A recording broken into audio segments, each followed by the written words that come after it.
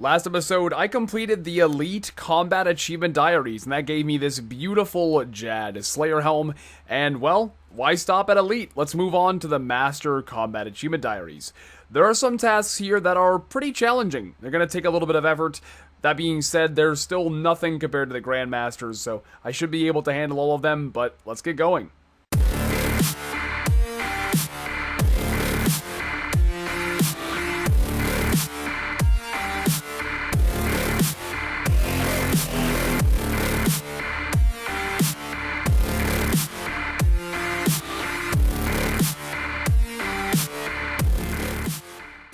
So the first master task we had was to kill 4 Jads using melee only.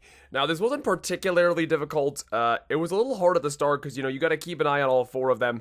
And, when you melee, you can't just stand next to it and attack. You have to, tactically attack it right after it attacks you, so you're not gonna get meleeed. Then things get a little bit hairy when you have to go tag the healers as well. But pretty much once you get the first Jad down, it's pretty easy from there. Okay, there it is. Took a few tries, but there's a master task completed. We killed the 4 Jads with melee only. Solid. And next up we have a couple of tasks here at Armadillo God Wars. Now the first one was interesting. You have to kill the boss without anything in the room meleeing you. So you can't let the boss melee you, and you can't let the melee minion melee you. So my method for this one was to ice barrage the melee minion, so he couldn't get to me. That's simple enough. And then Kriara won't melee you if you are actively attacking it. So basically I just needed to ice barrage the melee minion and then make sure that I just stayed on the boss. Easy. Easy peasy. I didn't enter... I did this the other day. I didn't do a private instance. I just entered the room. God damn it. Well, we had a practice run, so now we know it'll work just fine, obviously.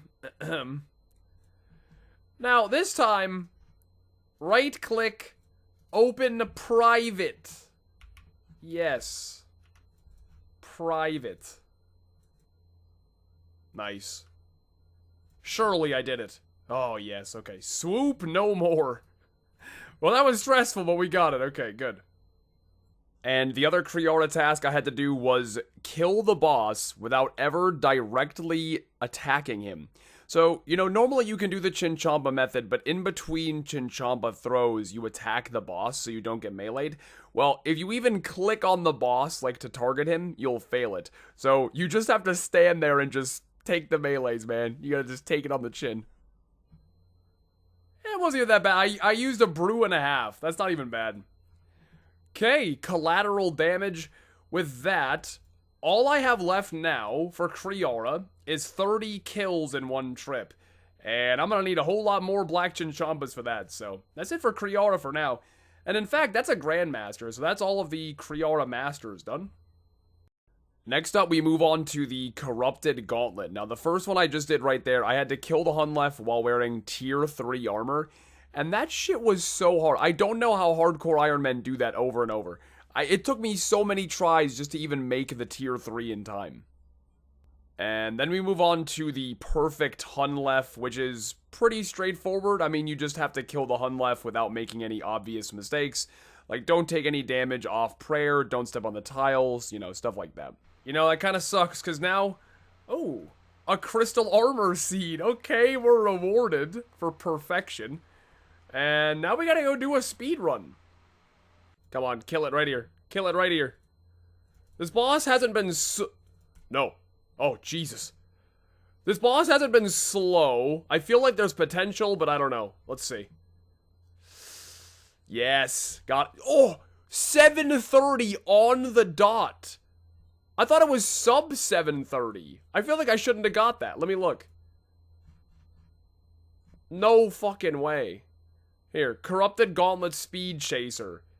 In less than 7 minutes and 30 seconds. I'm a cheater. It says in less than. Okay, less than or equal to, apparently. The next task is Egniol Diet 2. With that one, you cannot create any potions within the entire run. Now, I thought that was going to be a lot more difficult than it was, but, you know, as long as you pray flick before you get to the boss, if you enter the room with full prayer, you can leave your overheads on the entire time, and you won't even come close to running out. It was pretty easy. You know, that was not nearly as bad as I thought. I have... Where the hell's it at? Okay, chat, you guys can't see it, but I have 60 run energy and, well, about 12 prayer points, so I wouldn't even call that close. I had tons of run energy and, well, obviously enough prayer, so there's Egniol Diet 2. So all we have left now for the Corrupted Gauntlet is the sub 630, which, we'll see how that goes. So getting a sub 6 minute 30 second Corrupted Gauntlet, there is a decent amount of RNG required, but the strat is I made full tier 1 armor, 2 potions, 8 food, and 1 tier 3 weapon. Now, you only want 1 tier 3 weapon to save time. You just have to do the 5-1 method on the boss, which is just as good. It's just a pain in the ass, but there is a good bit of RNG required because, well, you just kind of have to find the right things. Like, if you don't have a bunch of armor supplies within the first couple of rooms, and if you don't have a demi-boss, like, right away when you get to the outer wall, you basically just reset and try again. So, it's annoying. Like, you have to do a lot of resetting. It requires some perseverance. But eventually, if the RNG is right and you hit the boss big, you can make it happen. Wasting precious time. I think it's dead there. Okay, how did we do? How did we do? Yes! 610! Wow, that's fucking good, dude. We beat it by 20 seconds. 610. I'm really happy about that. Not even close, baby. Come on. And that is all of the Corrupted Gauntlet tasks completed. I'm not gonna lie, I thought I was gonna have a very hard time with that, but that wasn't too bad. Next up, we move on to the Alchemical Hydra. I think Hydra's got like 15 tasks or something. There's an absolute shit ton to do. Now, luckily, Konar assigned me 185 of them, so I had a lot of kill count to work with. Okay, I failed a few of them, but we should complete quite a few here. Unrequired anti-poisons, lightning lure, don't flame me, and mixing correctly. Not a bad first kill. I'm gonna die. Oh no. I have 1 HP. Hello. Thank you. You have completed the Flame Skipper with 2 hit points to my name. That was not pretty, but we'll take it. What? What the fuck is that? A shield left half and a dragon stone? Oh my. Okay. I mean, it's not like I need anything rare here other than the pet. So like whatever. But still, that's gotta be so rare, man. Working overtime. That'll be the 15 kill trip, I presume. Let me double check, but yeah, I'm assuming that'll be the 15 kill trip. Okay, so now we have what is probably going to be the most difficult thing on here. I have to get a Alchemical Hydra kill using a Darok's axe, and I cannot have more than 10 HP, so here goes nothing. So, right when you walk in the room, the Alchemical Hydra can either use magic or range, and there's no way of knowing which, so you have to bring, well, you don't have to use purple sweets, but that's what I used. I brought purple sweets, and I had to tick-eat that very first attack, so you get off to a very, very spooky start. And from there, you know, truthfully, this isn't that difficult, like, because, you know, they added the animation that shows you when it's going to change prayers. Like, it's not hard to not take damage at Hydra. It just, well, you'll see. So wait, should I stay at... Oh no, he froze me. Oh no. Is this safe? It's not!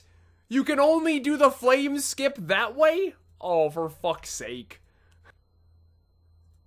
Nice. No, just kidding. The vents damage you? Did the vent damage me or did I miss my prayer?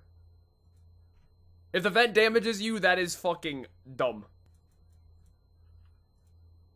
I don't know when it's gonna do poison again. I'm warning you now, I might get got by poison.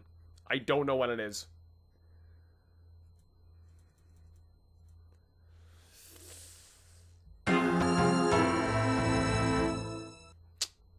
Unlucky. Unlucky. We got, okay, this is it. We got, surely. We've done it. We've done it. God damn it, that took me way too many tries. Holy. But it's done. Thanks to the sharks. Okay, all we have left now is the speed kill. So here's my method for the Alchemical Hydra speed kill. I started on the Lunar Spellbook, and I cast Spellbook Swap to the Arceus Spellbook to summon a Thrall. And then I go back to the Lunar Spellbook because I want to use Vengeance. Now, other than that, right, so you use Vengeance, you use Thralls. At the end of the day, this is one of those things where you just have to hit big. You know, like there is obviously some degree of input that can speed your kills up, which I'll show in a little bit here. But at the end of the day, you cannot get a really fast Hydra kill unless you just hit big, which is kind of out of your control.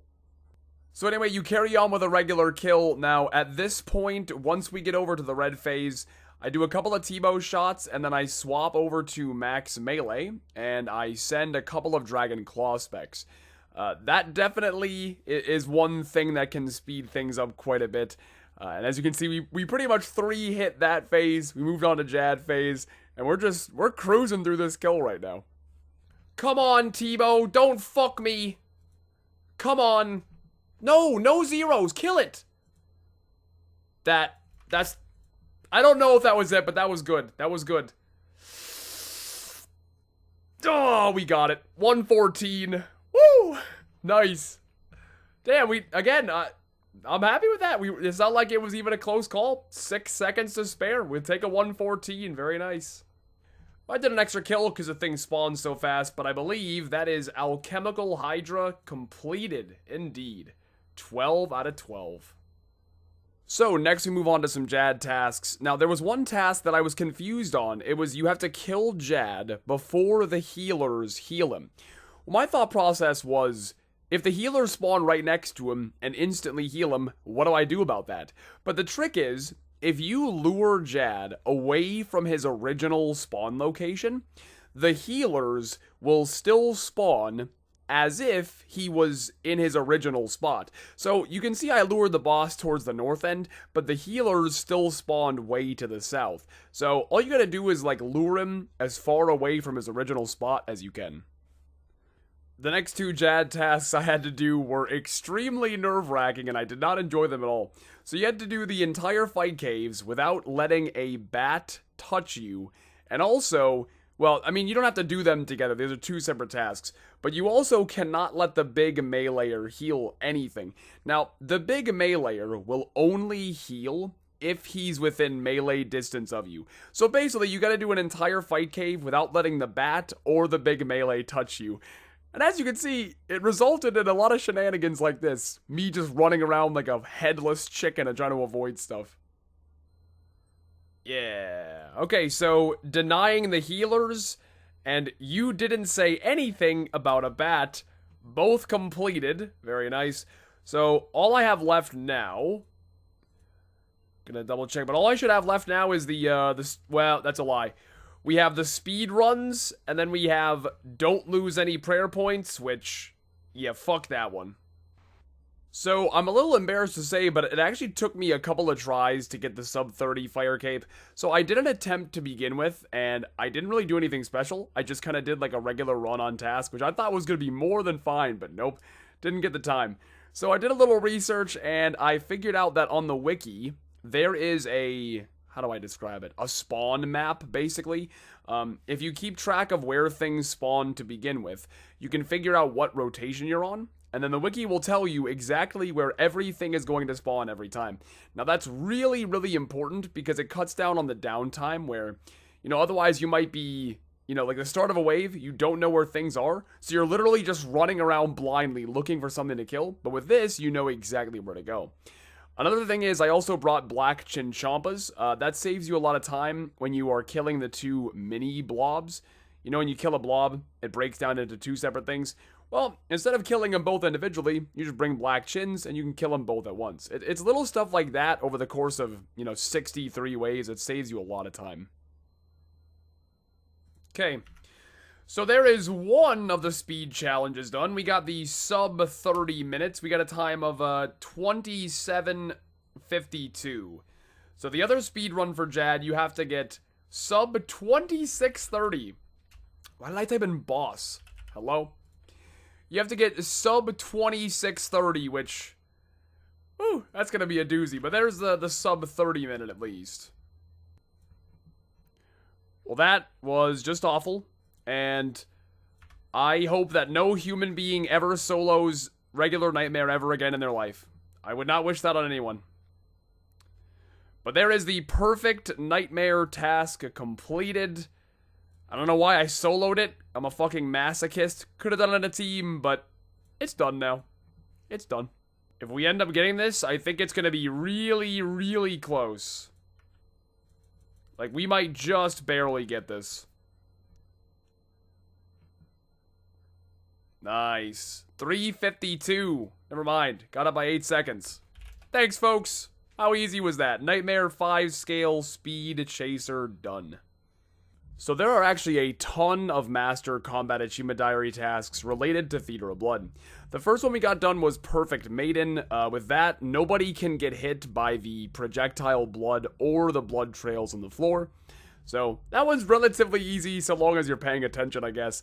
And then the next one we did was Can't Drain This. With Can't Drain This, nobody can lose any prayer points. So shout out to Jared for tanking on this one, because I definitely would have messed that one up if I had to tank.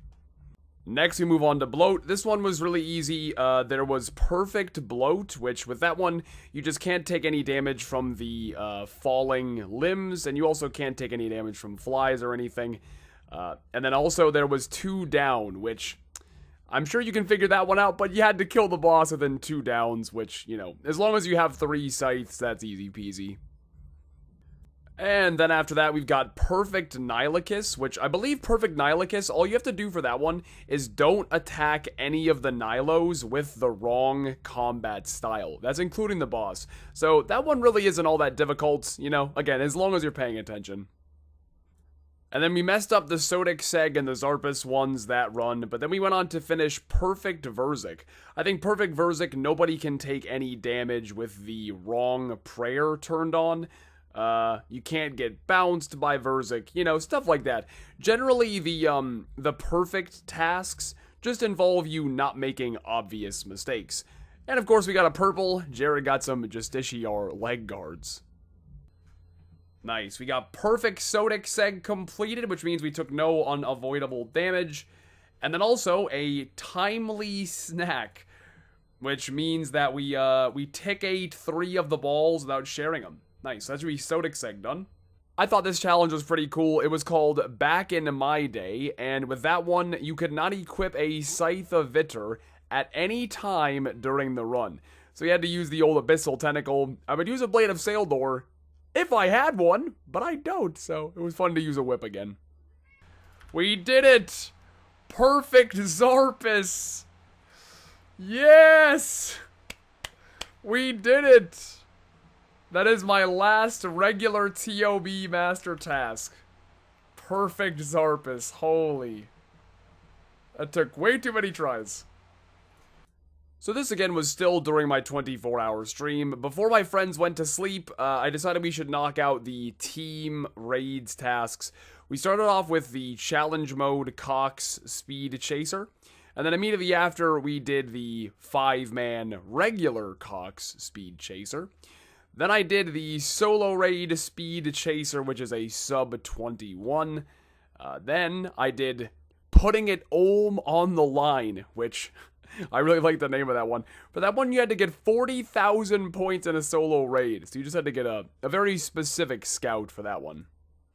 And the last master task I did that day was actually one of my favorites. It was called Multistyle Specialist. So you had to do the 3 Jad challenge, and you had to do each combat style. So I killed the first one with range, then I moved on to Mage for the second one, which was not very fun. You splashed quite a bit. And then I moved on to Melee for the last one. See, personally, you know, it's cool to have the challenging ones on there, like, you know, the speed run stuff. You know, that's probably what the combat achievements should be about. But I think some just unique, fun stuff like this, you know, where you have to use 3 combat styles for 3 jads. Like, this is... Stuff like this is what makes the Combat Achievement Diaries fun. And... there we go. That should be the last of the Jad challenges. There's a Multistyle Specialist. Well, not the last of the Jad challenges, but the last of the Master Jad challenges. Yeah, indeed. So, we got quite a bit done on the Master Combat Achievement Diaries this video. As you saw, we only had, like, a handful left to go. Now, I said that a lot of those clips right there were during my 24-hour stream. If you've already seen my charity stream highlight video, you probably know what's coming next, but you know, this is an Iron Mammal progress video in which we keep track of the items that Iron Mammal has, so this is gonna happen. During my charity streams, I always end up high-alking some items. It's a charity forfeit. It helps raise money. I'll do it. I did it this charity stream. I'll do it on the next one. I have no issue with it. They're just pixels, you know. If it makes a difference, they're just pixels. That being said, the first items we had to alch were our Saradomin God Swords. Now, of course, when I say I have to alch something, I do all of them. Because if I just do one, that wouldn't really be a forfeit. Because, you know, I have dupes of almost everything. Well, that sounds hella arrogant. I have dupes of a lot of things. It just depends. So we alch 4 Sarah God Swords. Next up, we alched all of our ancestral bottoms. So 3 ancestral bottoms. So we're an Aram's skirt homeboy now. Next up, we had to drop our infernal capes. So until I get that back, we are a pizza caper. And then avert thine eyes, bro. If you're an Iron Man, avert thine eyes. The last one we did. Now, before you watch me out this for context, this was at the end of the stream roughly. We raised $45,000 for St. Jude, and somebody said they would donate a bunch of money if I did a high-risk high-alch roulette, and we ended up landing on the Twisted Bows. So, again, it was, I'm gonna be honest, it was really painful to alch both of my Twisted Bows, but we raised $45,000 for St. Jude, and I'd do it again. No hesitation, I'd do it again. So, again, I will leave a link to that charity stream highlight video in the description. It might make a little more sense to watch me alch those items if you have the full context of the stream. But yes, there is a recap. We no longer have any ancestral bottoms. We don't have an infernal cape. We don't have any Saradomin God Swords. And we don't have any Twisted Bows. So you might be asking, well, what do you do now? Twisted Bows are pretty important. And I must say, I agree. If we think about this logically, to get my Infernal Cape back, a Twisted Bow will be pretty beneficial. To get my SGS back, a Twisted Bow will be pretty beneficial. I could go on. Now, there is one item that has been put into the game recently that is not as good as a Twisted Bow, but it's the next best thing. And that is the Bow of Ferdinand. I do not have the Bow of Ferdinand. And ultimately, I think the best thing that I can do right now to rebuild, to get my Infernal back, to get my Twisted Bow back, it's all got to start with the Bow of Ferdinand. So the next time you see me on Iron Mammal, I will be grinding the Corrupted Gauntlet until I get this bow. And then we can start the rebuild.